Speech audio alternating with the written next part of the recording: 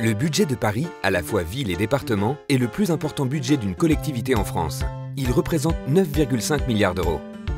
C'est la maire et l'exécutif municipal qui proposent chaque année au Conseil de Paris d'adopter le budget pour l'année suivante. À l'exception des grandes missions de l'État telles que la police ou la justice, la ville de Paris a de nombreuses responsabilités comme l'urbanisme, l'aménagement de l'espace public et le logement. Le budget est composé de deux parties. D'un côté, l'investissement, pour l'acquisition, la construction, la rénovation de bâtiments et l'aménagement de l'espace public. De l'autre, le fonctionnement, qui permet à la ville d'agir au quotidien, notamment avec ses agents municipaux, son action sociale et l'accompagnement des services publics.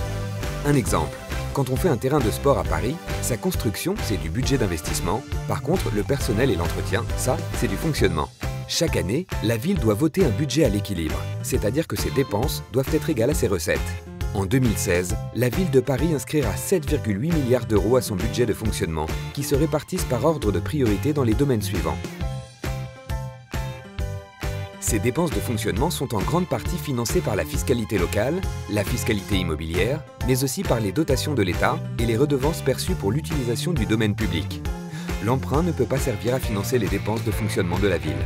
En 2016, la ville de Paris inscrira 1,7 milliard d'euros à son budget d'investissement, qui se répartissent dans les domaines suivants. Les recettes du budget d'investissement sont financées à 2/3 par l'épargne de la ville de Paris grâce à un effort continu de bonne gestion, ainsi que par les ventes immobilières, le remboursement TVA par l'État, de l'emprunt et les amendes de police notamment. Dès 2014, Paris a engagé des réformes à la suite de la baisse des dotations de l'État. Des postes sont créés pour les missions prioritaires, petite enfance, sécurité, propreté et les nouveaux lieux ouverts au public. Revalorisation des tarifs du stationnement, modification du mode de calcul du quotient familial afin de créer 2 nouvelles tranches de tarification pour les plus hauts revenus et rendre ainsi plus justes les tarifs des cantines et les conservatoires, valorisation du patrimoine. Paris est ainsi parvenu à équilibrer son budget. Comme promis, la mairie n'augmentera pas les impôts à Paris.